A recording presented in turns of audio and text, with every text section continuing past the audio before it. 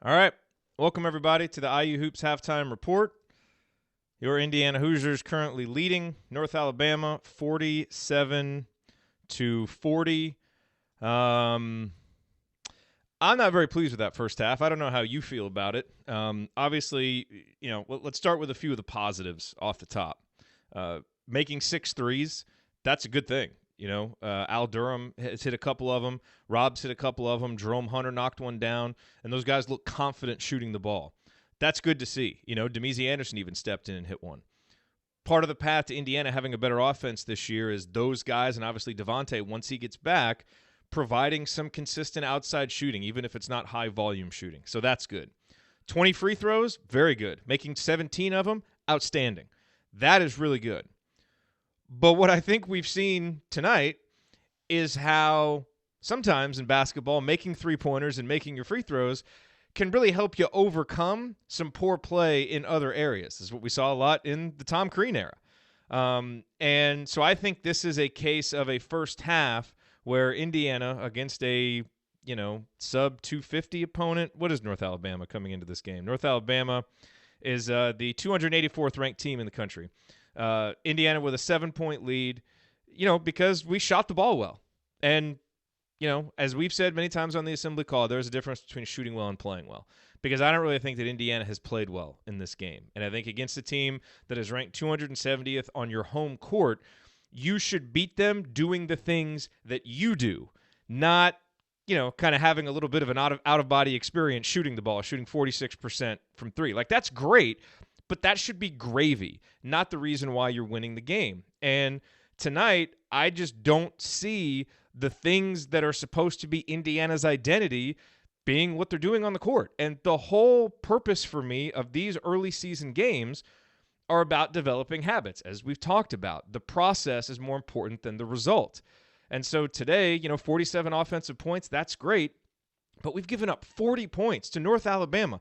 Ladies and gentlemen, just to put this in context, North Alabama, they kind of came in known as a decent defensive team for their level. Not a good offensive team. 310th in Ken Palm in offense right now this year. They were 322nd last year. They are currently scoring against us in the first half 1.143 points per possession. And this comes on the heels of the coach being really upset with the defense and clearly wanting to key on that defense, and we're not seeing it. And I understand, Devontae Green isn't out there. We're playing weird lineups. There's, they've hit some tough shots, all of those things. Bake all of that into the cake, and this was still a really bad defensive performance. Part of the reason why I think guys have these, incredible shooting nights at Assembly Hall and make these tough shots is they're comfortable. And it's amazing when you're playing basketball and you're comfortable with your movements, you're comfortable with your cutting, and for the most part, the closeouts aren't really that tough or competitive, that when you do get a good closeout, you still shoot it pretty confidently. And that's what's happening, and that's why they're 7 of 10 from downtown. And another poor team is coming in and having a good shooting performance at Assembly Hall. Because frankly, what really frustrates me about watching this team play defense right now is it's early in the season. We're going to make execution mistakes. Guys are playing out of position. There was one possession, and it actually ended up good. Race Thompson out on the perimeter. This is a guy who really competes when he's playing defense, and hat tip to Race because I thought he was one of the positives. But he's out guarding a guy on the perimeter, a little bit out of position, guarding a smaller guy. The guy drives right by him. That's going to happen. But what happened next? Rob Finney stepped up and took a charge. That's what it's supposed to look like, and that's what it's not looking like enough because the help is slow or it's not there. In fact, a lot of times, our help has been okay, when a dribbler gets by our guy or on the first pass. But my goodness, if a dribbler gets past a man and help comes and then he sees an opening, that guy's going to be wide open. Or if there's a second pass, that guy's going to be wide open because right now the continuity, the competitiveness, the grit that you need on defense and just the awareness of what's going on is not there. And Al Durham, credit to Al Durham for a good offensive first half, scoring 7 points and hitting a couple big threes. But his defense just hasn't been there. He's not quick enough to recognize when a screen is coming, and he gets screened. And, his ability to guard his yard just isn't there. Guys are blowing by him. And, I think he's dealing with a little bit of Al Durham is not the quickest guy laterally, and that's an issue for him, but he's going to have to make up for that with awareness and being a little bit quicker to the spot and just flat out competing to beat the guy to the spot. And that's what we're not seeing. And so if I sound frustrated, good, because I am frustrated, because I thought that first half was really bad. The turnovers, some of the turnovers were horrible turnovers, just thoughtless, careless turnovers. So we scored 47 points. Like, that's great, but we did it playing another team's game. And so nothing really that we saw in the first half is going to be something that's probably going to be something this team can build on. So, I'm just not that happy with it. I liked seeing Jerome Hunter come in with fire in his eyes again and shooting the ball.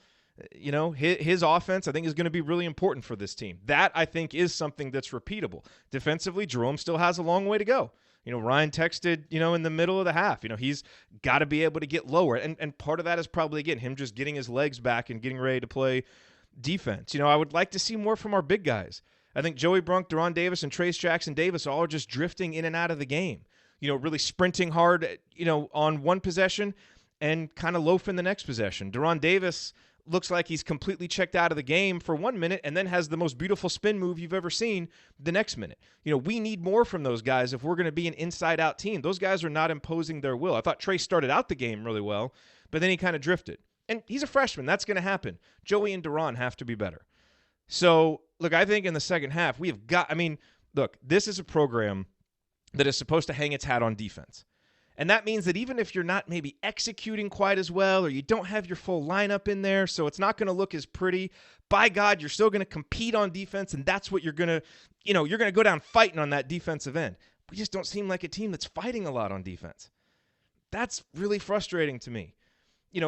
That's part of the path for this season, for this team being better, is you take that third-year jump in the pack line. We're not seeing it. It doesn't mean we won't see it. It doesn't mean that there aren't reasons why it's not happening, but it should still be better than what we're seeing.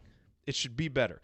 Watch Race Thompson. How when he gets, when he's guarding a dribbler, he competes, man. And if he gets beaten, he will hustle to get back. He hustled his way into a block doing that. Rob Finney, I thought, played some pretty good defense and overall had a good game, good half, 10 points, 5 assists. We got to build on that.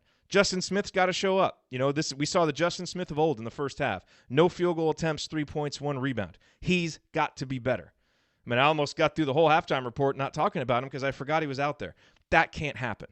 So we need to see a lot more from this team in the first half. We're up by 7. That's great. We're probably going to win by 15 or 16. That's great. But it's about the process. These games early in the season against these bad teams at home have to be about the process.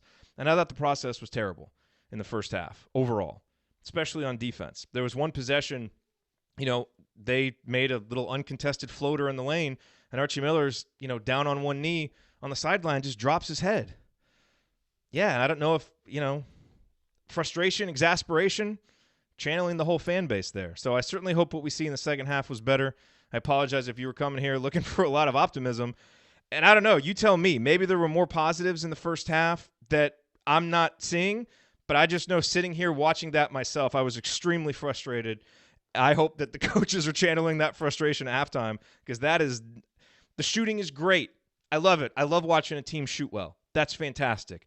But I want to see this team play defense and do things that are going to be repeatable game in, game out. Let's hope they can do it in the second half. Thanks for joining me on the Halftime Report. Andy will be here. Ryan will be here on the post-game show. I sure hope we have a lot more positives to talk about, from the second half, because otherwise it's not going to be a real fun post-game show. But we'll be here. We'll make it enjoyable, and we hope that you'll join us. All right, let's go watch the second half, everybody.